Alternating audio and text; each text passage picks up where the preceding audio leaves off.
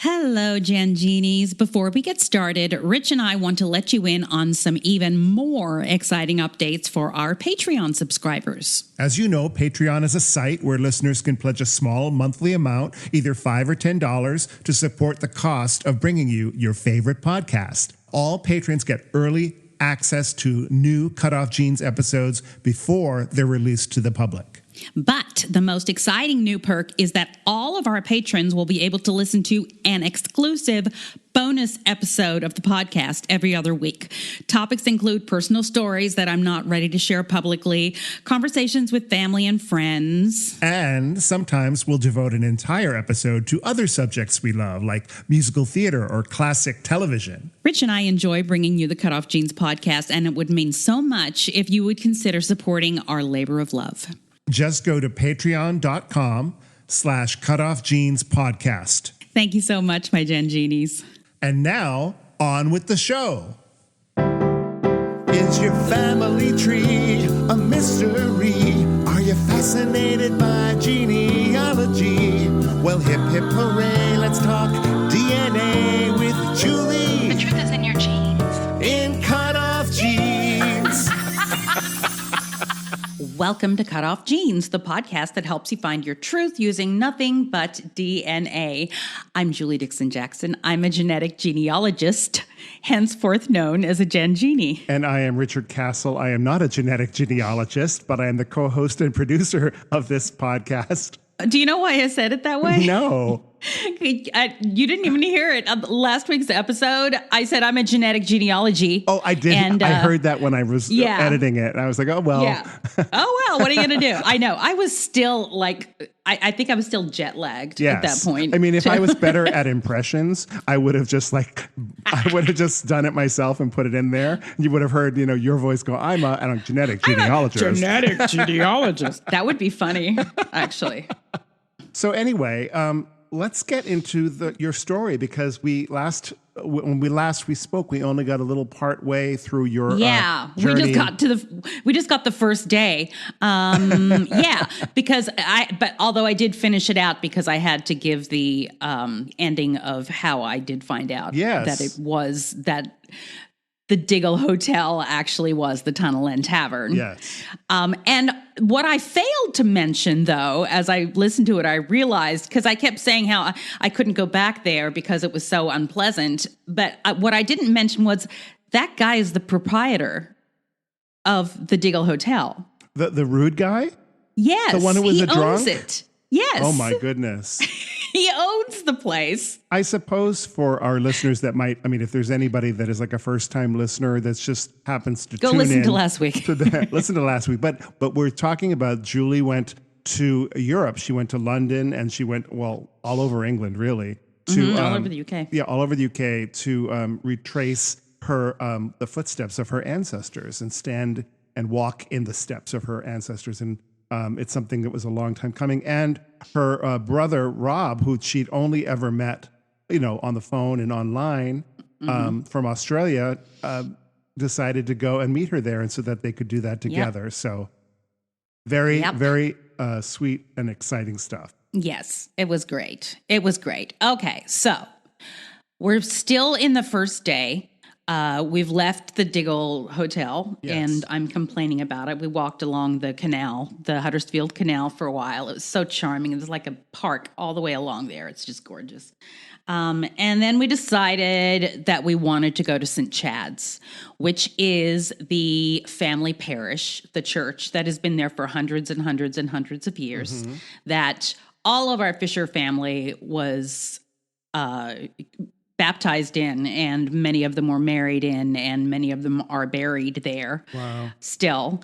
So I've always wanted to go there. It's this ancient, it's the first iteration of it was there in the 10th century. Oh my gosh. It's ancient. So we put the address into our trusty with tongue firmly implanted in cheek, GPS. Oh yeah. And it proceeded once again to take us this weird roundabout way down these little country roads that seem more like people's private driveways. really. Just narrow roads, and eventually took us up to on this road, and it went up to the back way into the church. Okay. Into the churchyard. So you drive, the road goes right between the church itself on the left, and the oldest graveyard is on the right going down. And there are also graves all around the church. I love an old graveyard. I do too. Yeah. I do too. This one was in pretty bad disrepair. Yeah. It was, and I knew it was going to, because I've looked at video of other people posting about it in the past, and it's pretty much, yeah. But I knew that our fourth great grandparents were buried there, as well as one or two of their children and many of their grandchildren who had died in infancy. Wow. But it was a matter, I mean, it was very overgrown. I knew it was there because somebody many years ago took a picture of it and put it on Billion Graves. So I know it was there.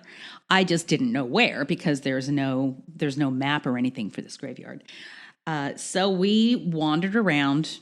The church itself was closed, so we had already decided we were going to have to come back on Sunday when it was open to go inside.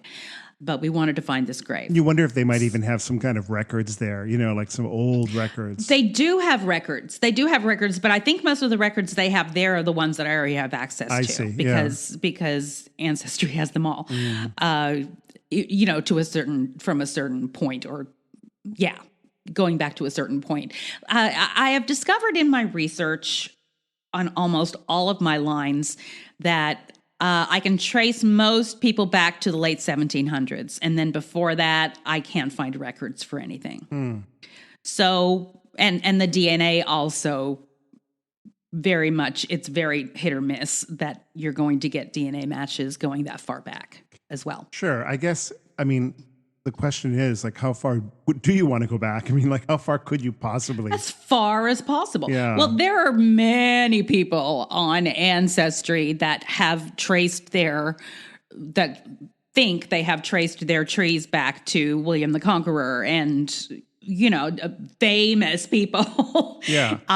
But most of the time, if you're just relying on paperwork and hearsay, and from a time when everybody had kind of the same name. Yeah.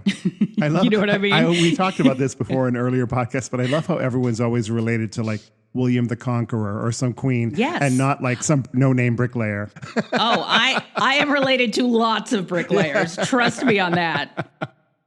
So we get here and we are looking, and it's dangerous. It's like a briar patch to get through here, to get through the graveyard. Oh, it's overgrown, huh? Oh, really, really overgrown. A lot of it's in disrepair. Yeah. Basically. And so we spent about an hour. We split up and spent about an hour trying to see if we could find it. And originally I thought that the photograph that I had seen was the headstone was laying down flat. Come to find out later that was another headstone, one that we ended up not seeing because I've forgotten about it. But this one was not. And I was about to call it and say, let's go to the pub. But my brother on the other side of the graveyard said, I found it. Really? Yes. And he told me he had never seen, we only met that day, but he was surprised by how fast I moved to him. So we get over there. And so he had seen this headstone. It was completely covered in vines, completely on both sides. But he managed to see the name Fisher. Wow. On part of it. And our fourth great grandmother was the first one that was buried there. So her name was at the top. How cool so we spent is that? some time, so cool. So we spent some time pulling off the vines. We had open sores on our hands after. Yeah. But it was such a great moment to be standing there literally above our family from 200 years ago. Wow. Yeah, it felt so tactile to me. Yeah. And so you feel a connection, like a through line, yes. Especially being with your brother, like that you could share that. That's so cool. Yeah. It was great. Yeah. So we were really happy about that. And then we decided we needed to come back on the following Sunday before we left. Oh, I want to ask you one more question about that. So I remember in Boston, growing up in Boston, when I would go to the old graveyards, the tombstones always had really cool, like kind of scary looking, like masks of death on them. Like they looked like skeleton heads and things like that. They were not welcoming. They really looked like, they were a bit imposing. Yeah, there's a whole, you can get books on symbolism, on tombstone symbolism. Oh, wow. And there was a symbol on this headstone, actually, that we were curious about. It looked kind of like a dollar sign.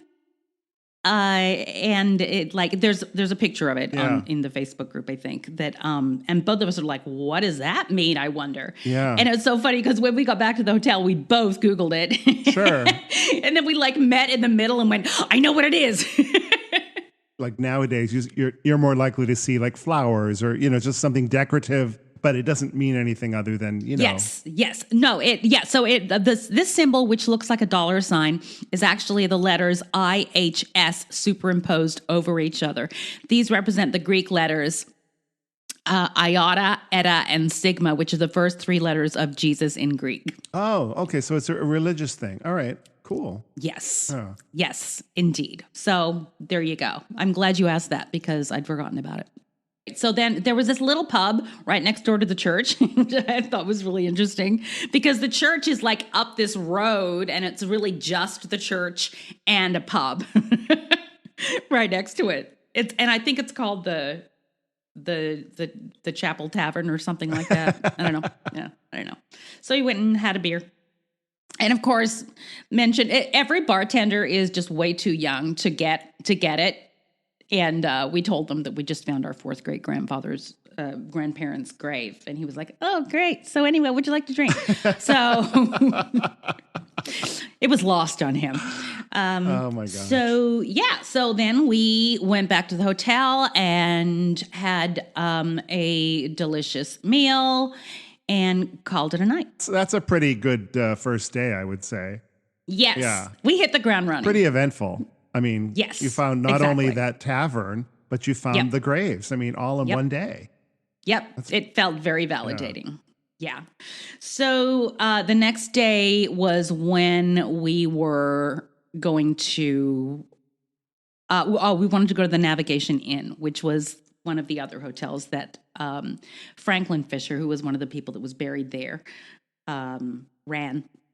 And that was where we found out about the Tunnel and Tavern being the Diggle Hotel, the owners there. Yes, and confirms your suspicions that was the place that you thought it was. Exactly. Yes. And before that, we went on a hike along the river, and there's this very old viaduct there, and this what is called the Donkey Trail. So that was, and just just taking in the scenery and the history there. God, I could have done it forever. It was just, I just felt so entrenched in it. Yeah, you know what I mean. Yeah. In hindsight, I realized there were things we missed in Diggle, so now I have to go back. But there were a couple of other places. That other grave stone that I had seen a picture of that was laying down was actually in one of the newer graveyards. They have several graveyards there, but so we didn't even take the time to look for that or know you what can't do everything in one trip. I mean, I know. Yes, you have to let go of some things and just kind of, The next day we were headed to York, and we went back to the church. Mm-hmm. Once again, going that crazy backwards way, even though there's a much easier way to get in there. But, we couldn't find our way without a GPS to save our lives. And we went in, and there was indeed a service happening. So we just kind of waited, and we went up into the choir loft and just videotaped and took pictures and stuff like that. Then we went down, and then after the service, we spoke to the parishioners, some of the parishioners and the people who were there, and told them our story. And they told us lots of stories about the history of the place, and gave us like pictures and what else? And I actually, the place is in disrepair, and they're trying to actively raise money to refurbish it or to keep it going. So I donated a little bit of money to them. They make it very easy to do that. Yeah, sure. and just wandered around. That was when we found out about the Rush Cart Festival, which is a festival run by the Morris men. That's been around for hundreds of years, and they just brought it back, I think, like 30 years ago. And it's just this festival that has to do with the Rushes and my brother really got into the history of it. Me, not so much. I should have him come on and tell the story about it. That's a good idea. But there's these, every year they pick somebody to ride on the float on the top of the Rush Cart. And he has to be somebody that is a young member of this society, whatever it is, and the Morris men. And he has to know all the dances because there's dancing. It's very ritualistic. Yeah. Then it ends up at St. Chad's. And that was when, and I did a video about this, there was a pedestal outside of the church, and somebody told my brother that that's the gurning post. What is that? Do you know what gurning is? No. Gurning is making funny faces. And there is a competition right in that spot during the festival where and anyone can enter. They get up there and they make the craziest faces. Everybody's a ham. Exactly. And then it gets voted on, and I don't know what they win, but it would, I'm sure, be spectacular to witness. We missed it by a week, unfortunately. But it sounds so festive and just a crazy tradition. And it's something that's been going on for a long time. So I can just say that I'm sure some of your long lost relatives were part of this festival making faces, and that somehow made its way through its DNA into you becoming an actor. Absolutely. It all started at the gurning pole or whatever. All right. So then we were off to York. Now, York, before we went to York, we went to Marsden, which is the other tunnel end. That's where the tunnel starts. It's like 5 miles away, and it goes under the Pennines. And so it starts on that side, and that side is more of the celebrated side. Like there's a visitor center there, and there's a cafe and a history center there. So that's where all the magic happens. Okay. Like if you want to take a longboat ride, you go on that side. All right. To do it. So we did that, and again, all of this is on TikTok, you guys, if you want to look at it. So then we went to York. I know that somebody in our tree, at least one person, was actually born in York, according to his marriage or some document that I found. But that's as far as I got. I couldn't find any actual records of it, so I don't know where in York. Okay. York is the most ancient and celebrated, I would say, city in all of Yorkshire. So when we got to York, I'd booked us a hotel right across the street from Clifford's Tower. Clifford's Tower is what remains of the original castle that was built by William the Conqueror. Oh, cool. Or for William the Conqueror. And it's on this huge mound, like this, it's like, hundreds of feet in the air. And then this single tower on top of it. And you can go inside, and there's all this history in there, and you get an incredible view of the entire city. You can see York Minster, which is the cathedral, that is the very famous, enormous cathedral that is there. And so that was the first thing we did, and I love that it was right across from our hotel. We could actually see it from our windows. Nice. Awesome. What else about that? Oh, I want to tell this story because it made me laugh. We were up on the top of the tower, just walking around, taking pictures and taking video. And there was a man, and he had his phone, and he would hold up his camera to take scenery shots, and he would go, smile, click, He was telling the scenery to smile? He was telling the scenery to smile. And in hindsight, I think maybe that's a mechanism in some cameras, in some apps. Like to make it click? Like, yes, like maybe if you say smile, it clicks. Oh my God. Either that or it's ingrained in him that the only way to take a picture is to say smile. Until he told the castle to sit still. Right. It was the best thing I'd seen all day, though. It was so cute. Anyway. Fun. I think we should take a break here. All right, let's. If you're enjoying our podcast, please subscribe, rate, and review. Or consider supporting us on our Patreon page, patreon.com/CutOff Jeans Podcast. Now back to Julie and me. All right. I pulled it together a little more and pulled up a little history on York so that I'm not such a mush mouth. Okay. There's the iconic York Minster and architecture from medieval times, its magnificent Georgian townhouses, and its Victorian railway station. Is it also famous for York peppermint patties? It is not. But it is. York has one of the most famous things about York. What was his name? Guy Fawkes, who was responsible. You know who Guy Fawkes was? Yes. Okay. He was born there. And so if you don't know, Guy Fawkes was behind the almost destruction of Westminster Palace, was it? I don't remember. I remember it was part of a movie I saw recently. Yeah, of course, because that's how we know things. Yeah. But yes, but he was from there. And in fact, there is a pub in the very building that he was born in. And of course, we had happy hour there. Because why wouldn't you?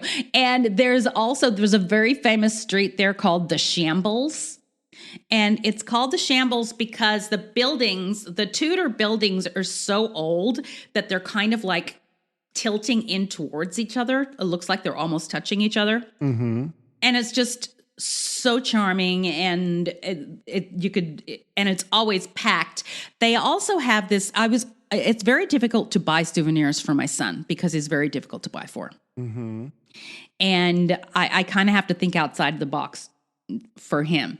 And there's this one store called the York Ghost.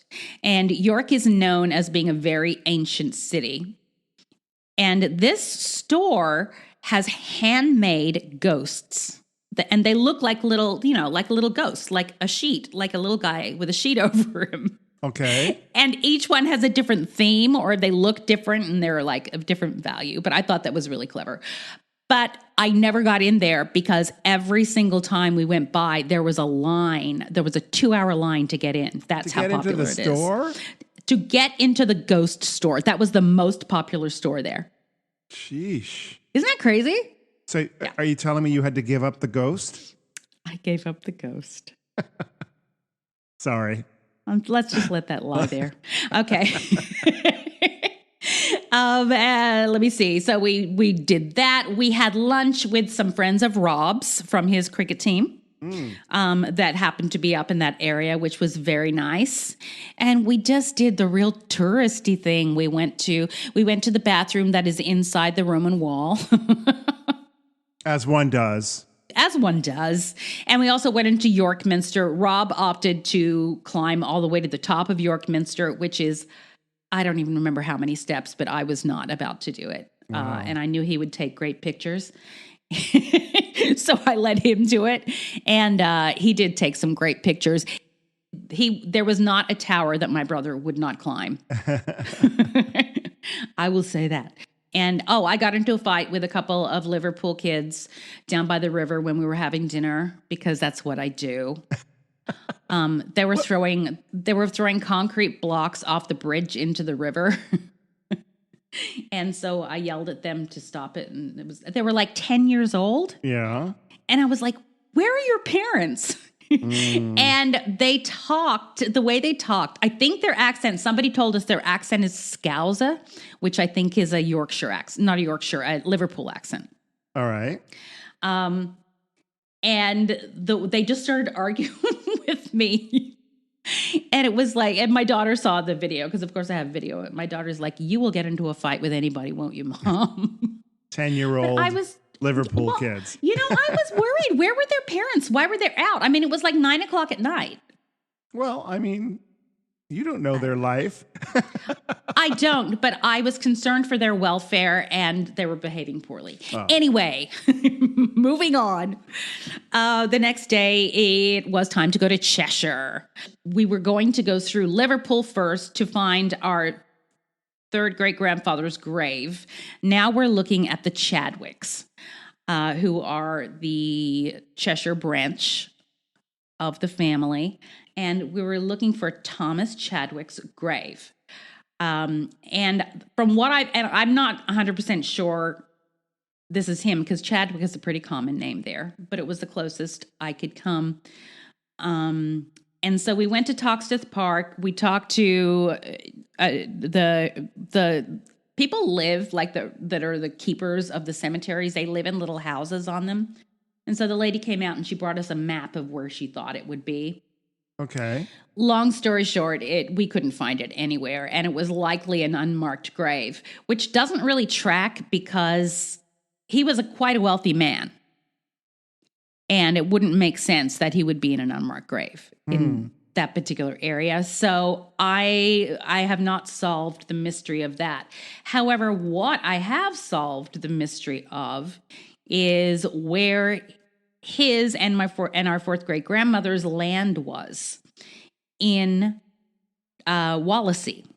So we got the heck out of Liverpool because we didn't find anything. Liverpool, and the children were rude. And the children were well, no, that was in New York, but they were Liverpudlians apparently. Right. That's what somebody said by their accents. Apparently, they can differentiate. They all sound the same to me. Anyway, so we headed across the Mersey, as you do. Mm-hmm. Ferry across the Mersey. That's the Beatles. Oh, yeah. I didn't know that. I think it is. Well, because the Mersey is. They were from Liverpool, so that makes sense. Exactly. Yeah. So I think that's the Beatles. Anyway, there is a song about that. So we were headed to Wallasey to Rake Lane. Now, I talked about this before, where I really wanted to find the properties that my third great grandparents owned in Wallasey. I knew that they were relatively wealthy landowners and that they had a farm as well as several different plots and several different houses that they rented. And before I went on the trip, I found this website where you could access the tithing maps from 1841. Now, my third great grandparents were born in the late 1700s, and so they were full-grown adults with children already by 1841, and were well underway. So I went and I actually did find all of the plots that they owned. Huh. And I was able to superimpose them using this, what do you call that, where you slide it across to change a picture? An Etch-a-Sketch? Not exactly. But anyway, not there's a word for it, but I can't think of it, of course. Yeah. But so, yes, and I knew it was on Rake Lane, not where I thought it was on Rake Lane. It was a few miles up. But I found it, and I superimposed it over what is now there. Okay. Using this ratchet thing or whatever it is. And so I'll tell you what they had was they had a main house and gardens, and they had some other houses and a garden. And then they had 3 acres of a sand field back behind that, as well as about a mile away, a farm, a whole separate farm that was also 3 acres, 3 roods, and 32 perches. I don't know what that means, but it's pretty big. And that is on it's a park and another housing development now, like a mile away from that.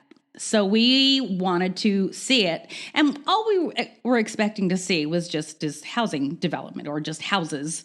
But at least I knew where the property lines were so that I could say this is where they were, and I could walk down the street and where I'm walking. And so when we pull up to it, there's this 200-year-old wall at the front of the development. And it's got what looked to be a gate at one time. And it said Sandy Mount, which was probably the name of our third great grandparents' property because the 3 acres on plot 396 was a sand field. I guess you grow potatoes in sand. I don't know.